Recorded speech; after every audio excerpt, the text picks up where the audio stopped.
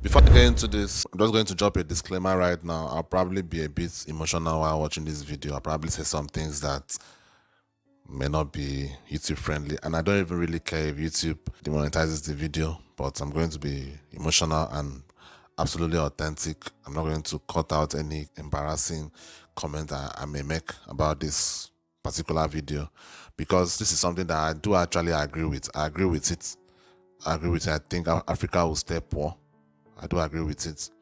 But I just want to hear the reasons what this video has to give about that. And those reasons will probably annoy me. And some reasons that I may not even mention here would start going through my brain while I'm watching the video, and I will still be getting annoyed while doing that. So just to be clear, so why Africa will remain poor? Let's get right to it.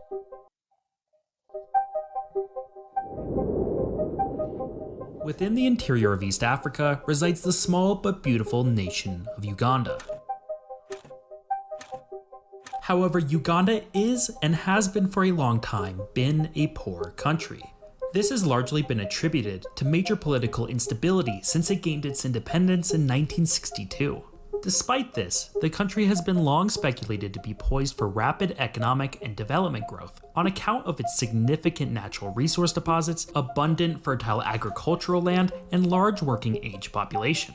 But like all developing nations, Uganda has been in need of significant monetary investment to aid in the development of heavy industry, increase public utilities, and scale up infrastructure to meet the demands of a growing economy and population.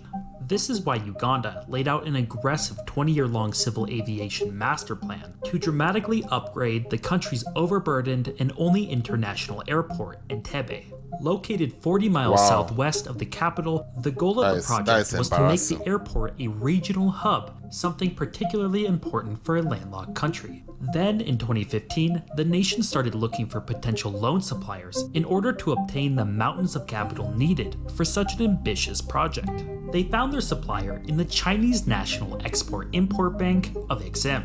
The $207 million 20-year-long contract secured the funding to begin construction. At face value, this seems like a perfectly normal and mutually beneficial deal, but it underpins a much larger and insidious scheme by the Chinese Communist Party to become a superpower. Before it continues with this, like, a lot of countries in Africa are just selling off their country to China at this point. And people always try to, when they talk about the slave trade, talk about how the Europeans exploited Africa and all that. But Africans are still doing the same thing. African leaders are still doing the same thing in the modern world. They're still doing the same thing. Selling off their countries, selling off their people. Every day, they keep still doing the same thing. Meanwhile, they'll sit down and keep complaining about the slave trade. With construction at Entebbe well underway, things were going smoothly.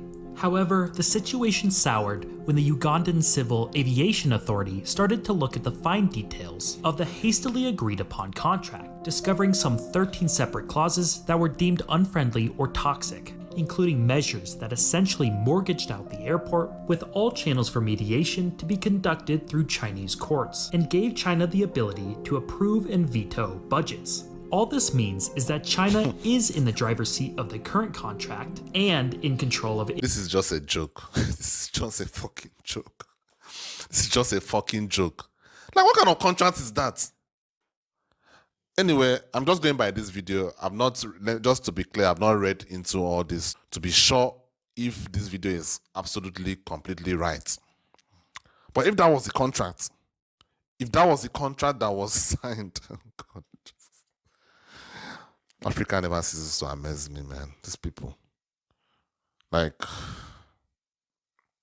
anyway, hopefully we'll talk about Nigeria in this video, because Nigeria is like the biggest culprit of stupidity when it comes to the government. Veto budgets. All this means is that China is in the driver's seat of the current contract and in control of any modifications to that contract in the future. Under pressure from China to make a deal quickly, Ugandan leaders either failed to identify these toxic clauses or decided to take the risk. Nevertheless, things started to erode in 2020 with the global economic crash, which crippled Uganda's financial situation. In a desperate attempt to renegotiate the contract in early 2021, the Chinese bank rejected. By late 2021, it's been rumored that Uganda has found itself unable to make payments, which triggered a takeover of the airport by China in November. While the full situation and extent of the issue is currently unknown, since both nations are trying to keep things quiet, a total takeover of the airport would not, however, be a surprising thing to occur. In fact, China, over the last decade, has seized many valuable infrastructure assets of developing countries on the back of its Belt and Road Initiative.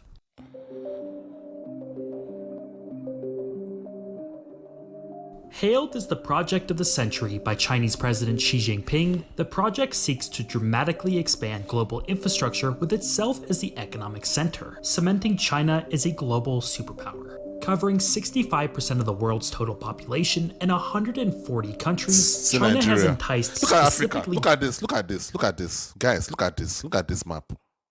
Look at this map. Let me not say what I want. Africa remains the most stupid continent ever. That was how they were duped during the slave trade. People were coming here and paying nickels for human beings, and they were selling those human beings.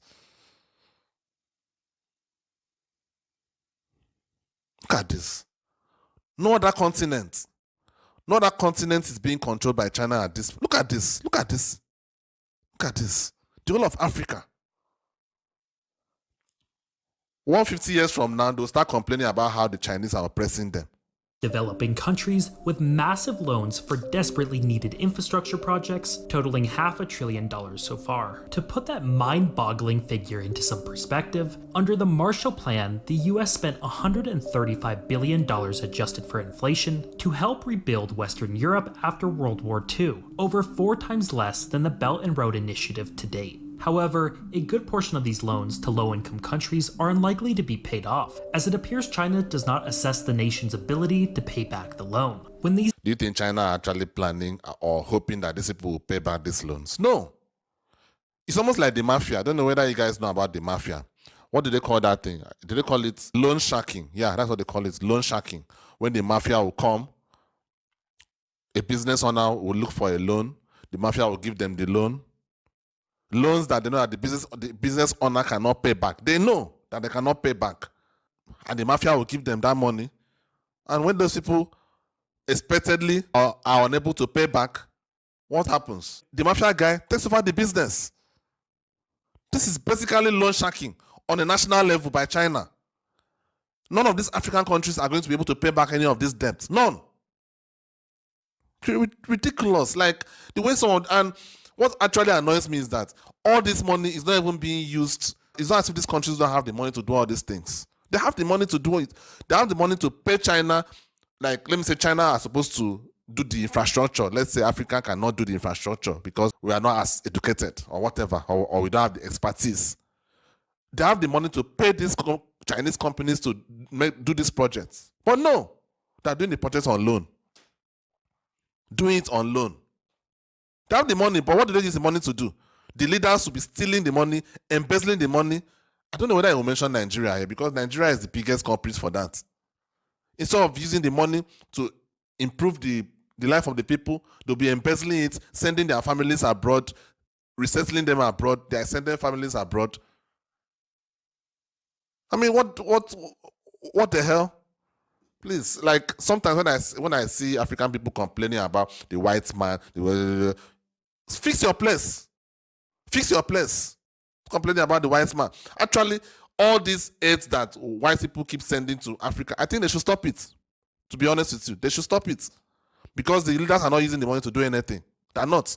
They're just embezzling it, misusing it, mishandling it. They're not doing anything with the money. So Western people should just keep their money and help them and help their people. A good portion of these loans to low-income countries are unlikely to be paid off, as it appears China does not assess the nation's ability to pay back the loan. When these defaults eventually occur, the recipient country is then forced to release assets to China, either the project itself like in Entebbe, or some sort of other agreement that China agrees upon. In fact, in 2019, Uganda's southern neighbor Kenya almost forfeited the port of Mombasa, the largest port in Africa and by far the most important piece of economic infrastructure in the country. However, in saving the port, Kenya is now overburdened by a mountain of Chinese debt, costing the nation over 40% of all tax revenue to make payments. One such country that did end up losing its port was Sri Lanka, who now has to lease out the port to China for the next 99 years. Not only is this a major blow to Sri Lanka's economy and sovereignty, but it also has sparked fears that China might use the port as a naval base a mere 200 miles from its geopolitical rival, India. A similar situation occurred in Djibouti, giving China a forward naval base along the most important economic shipping lane in the world. Laos, who has let external debts get out of hand, will now be forced to cede a majority stake in the national power grid, effectively putting a political stranglehold on the nation. With huge fixtures of these economies being in control by the Chinese government, the developing countries become heavily influenced, if not financially subservient, to Beijing. If China owns your only major shipping port, who do you think you'll have to trade with? This is called debt trap diplomacy, and the motivation to utilize it ultimately stems from China's current economic conundrum. See, China has experienced unbelievable growth and industrialization in the last 40 years. However, that growth is largely attributed to the vast availability of very cheap labor. As wealth and productivity have steadily increased, that labor is slowly becoming less affordable and less competitive on the global stage, and it's starting to affect China's growth. This is called the middle income trap, of which countries such as Brazil and South Africa have experienced, ultimately stagnating their economic growth. But China has seen this coming for some time, and they have aspirations to become a superpower. Their strategy, which is enabled through the Belt and Road Initiative, is to relocate wealth generation and cheap labor to low-income countries, specifically in Africa, while transferring the domestic market to more complex industrial manufacturing and services, essentially making Africa China's new China. With Africa poised to undergo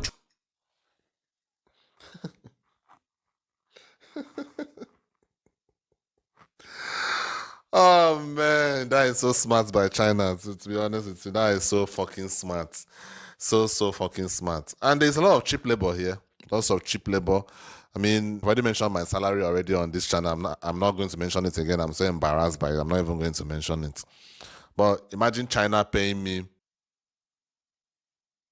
$5 per hour to work. $5 per hour. And I get to work for 10 hours. That is $50 per hour. You think I wouldn't do that job? That is even too much. That is even too much. Like, they're actually overpaying me at that point. Like, they're overpaying me astronomically at that point.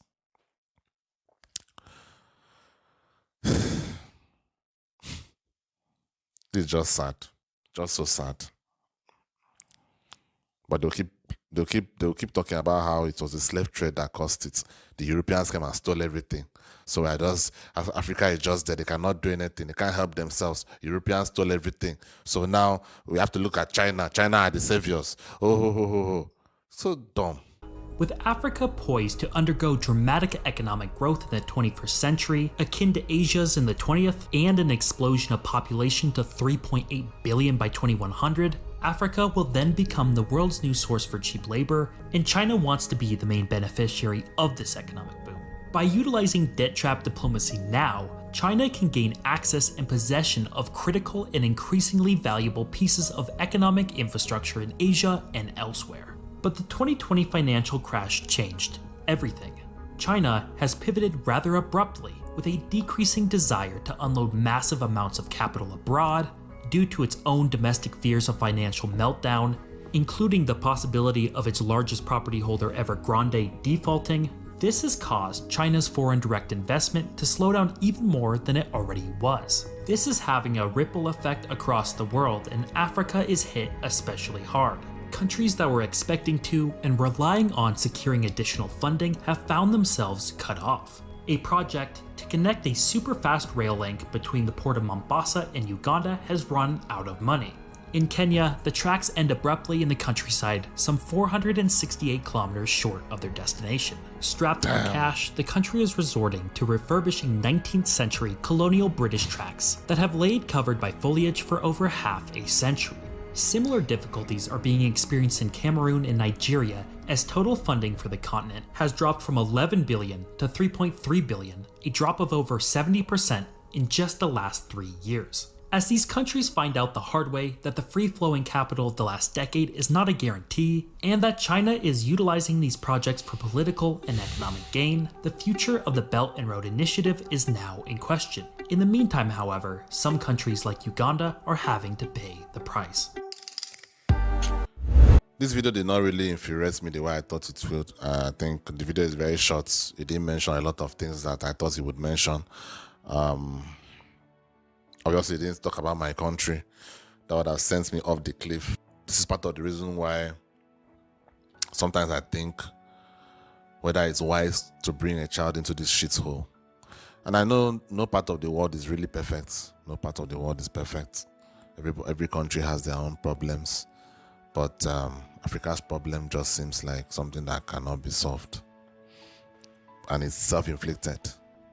It's not like they can't help it. It's self-inflicted by the leaders. That's all I have to say. I thought I would be more angry with the video, but it wasn't as bad as I thought. What do you guys think about it? Am I overreacting? If you're an African that's watching this, do you agree with me? Do you think we are doomed to be poor? I am stuck with my Nigerian passport. I wish I had other passports. It's one of my biggest goals in my life. All the hard work that I'm doing, most of it is so that my children would not be stuck with the Nigerian passport. They can have an American passport, they could have a Canadian passport, they could have a British passport, some other passports of a first world country. Just to have that option, not being stuck with this Nigerian passport I cannot use to do anything, really. I mean, even common Dubai that most people go. Most people, Dubai even wants you to come and spend money. You can't even use a Nigerian passport to go to Dubai directly anymore. I mean, what the hell? Anyway, this is just my personal problem. It's not in people's business. But the video did not influence me the way I thought, so that is good. That means YouTube will not demonetize this video like the way I thought. Anyway, guys, let me know what you think. Like the video, get this video out to more people, and subscribe to the channel if you are new. See you in the next one. Peace.